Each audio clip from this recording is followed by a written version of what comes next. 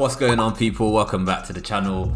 Final game of the 2022-2023 Premier League season, and I'm here to preview that game. Fulham, or actually always roll it back, Manchester United versus Fulham at Old Trafford. Final game of the season. And as you know, we have been amazing at Old Trafford. You know, secure Champions League now. Yes. Amazing win yesterday against Chelsea, and let's go do it again. Let's go and beat Fulham. Let's go show everybody how good our home form is and why we are the third best team in the country. Like, there's no debating it. People say the table never lies, right? And looking at it, the table never lies. We're going to be third if we win this game. Win this game, finish third. Let's get it, basically. And like I said, also going back to that home run, we are actually unbeaten in 30 games. 30 games. Well, no. Tell a lie. If we win this game, we will be unbeaten in 30 games at home in all competitions. That's a lovely record to have, and I think actually this will be the joint highest home wins we've had in a single season since Ferguson. Well, it matches one of Ferguson's records. So Ten Hag has done an amazing job. You know, let's looking back at the season, Ten Hag has actually done an absolutely amazing job. You know, like, fair enough. And you know, I watched his post-match presser against Chelsea. And they were asking him, you know, would you consider this a success? Would you consider making top four a success? And he was like, well, it's hard to make top four in the Premier League, 100%. It is, especially when you consider the kind of managers and the teams in the Premier League. But he wants more. And before wanting more, United have to be in the Champions League. We are too big a club not to be in the Champions League. And it's been a shame over the past 10 years. We've been in and out of it. Ten Hag's first season, straight into the Champions League, won the Carling Cup. You know, we've got a second cup final coming up against Manchester City, which, just in case you didn't know, it's on my mind. And yes, that could be two trophies, Champions League qualification in his first season, when he had to deal with things like Ronaldo, you know, the issues with Ronaldo, issues of, you know, losing two of our centre-backs for like 2 months, one of them for 2 months anyway, in Varane, and the other one for the rest of the season in Martinez. We've had so many injuries this season. Garnacho out for 2 months. We've had, you know, people been suspended like Casemiro. And when you consider those things, you know, I think he's done absolutely amazing this season personally, and I'm very impressed. But like he said, there's more to come. You know, we're not let's celebrate top four team. We're not, you know, the old school Wenger. And to be honest, give props to them. It's not easy, like I said, to make top four. But that's not all we want. We want to challenge for trophies. We want to be winning the Premier League. And it's crazy to me that, before I go on to the next point, right? It's crazy to me that Ten Hag wasn't nominated as one of the Premier League managers of the season. Now, my Premier League manager of the season is going to be Pep, right? Because he won the Premier League, and for me, you always go for the winner. Maybe Eddie Howe, because Eddie Howe's taken Newcastle from obscurity or mid-table obscurity, even from relegation candidates when he took over, to, you know, fourth in the league, top four, secured Champions League football. But for me, it has to be Pep for manager of the season. However, Ten Hag should have been within a shout. He should have been nominated. Let me quickly look at the nominees, right? Arteta, we're going to finish 6 to 9 points behind them, depending on what the last game of the season looks like. If they lose that and we win, we finish the 6 points behind them. De Zerbi, who's the Brighton manager, hasn't been here all season.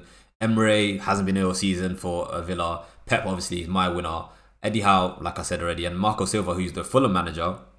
Once again, fair enough, you know, they've done great, and we'll talk about them in a minute, but Ten Hag should be in there somewhere. Like, to be fair, I should be giving you someone to take out of there, right? And I'd probably say Marco Silva maybe, or maybe one of Emre or De Zerbi. I don't really see why they should be in there above Ten Hag, but that's irrelevant.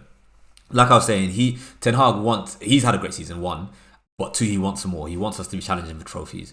And one of the big barriers to that, right, for us as a team is the state of our ownership, the state of the Ratcliffe versus Sheikh Jassim, the Glazers being here, being parasites and being, you know, just a virus, I guess, to this club, and they need to go, obviously. But, you know, the news is that we might hear something today, Friday, in terms of who the preferred bidder is going to be. Now, people are saying that, obviously, now that we're qualified from Champions League, there's nothing holding them back from making that announcement. And there's reports that Ratcliffe or Sir Jim Ratcliffe is the front runner to take over the club. Now, you kind of know my thoughts on this, right? I want the person that is going to spend the most money on this club. Like I was just saying, Ten Hag wants more. We want more as fans. We want to be winning the Premier League. We want to be challenging for it and winning it. We want to be challenging for the UEFA Champions League and winning it. So I want whoever's going to spend the most money. If that's going to be Ratcliffe and he doesn't have the Glazers still there, then fair enough. But that doesn't look likely. It looks to me like, from reports, that he's trying to keep the Glazers in there to, probably nice them a little bit so that they can give him the club. But then also, doesn't really have the money, I don't think, the same way that the Qataris would. So for me, like I keep saying, bring the Qataris in, spend the money, and let's start challenging. City are state-owned, Newcastle are state-owned. We might need to be state-owned to be able to challenge them as well. And let's just see what comes out today. I think, by the time of releasing this video, we might have even found more information, because we tend to get information on Fridays, it seems, with this whole takeover thing. It's been lasting for ages now. One more game of the season, in the Premier League season, and then one more FA Cup final. Let's see if we're going to get more news at that point. But in terms of looking at our current team anyway, and the starting 11 for Sunday against Fulham. Now, I think, and I kind of mentioned it on my post-match review for the Chelsea game, I think we need to rest a few players now. We should have enough to beat this team. Anthony obviously was injured against Chelsea. He's probably going to be out for a while. Shaw came off as well. Not gonna. For me, I wouldn't risk him. I'd say, like I said, let's rest these players. Play players like Malacia. Play players like Garnacho, and let's make sure that we still win. Let's make sure that we still get the 3 points and finish third. We're at home, like I just said. We're at home. We should be able to beat this team with what we've got. So my predicted 11 for this game will be. It's a bit, to be honest, I wouldn't be surprised if I got this one completely wrong. I've been doing pretty well the last few games, it's been quite easy. But I wouldn't be surprised if I got this one wrong. My predicted 11 would be De Gea in goal. Give him, I don't think there's any point really playing Heaton or Butland. Maybe give Butland a run out, because we don't have to win this game, but Ten Hag will want third place. So, but I'll say De Gea in goal. Then a back four of Malacia, so rest Shaw because he might be injured. Still play Lindelof because we don't really have anybody else for the left-hand side that I can think of. No.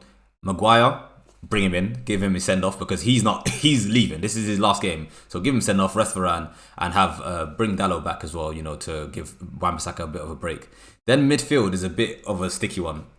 I say don't start Casemiro just in case we get an injury. Or not injury, but more likely suspension. But I think he's probably going to start him. I don't think he'll play McTominay and Fred. So I'll say Casemiro and either one of McTominay or Fred. I'd prefer if you just went McTominay and Fred, to be honest. Just rest our midfield, rest Eriksen.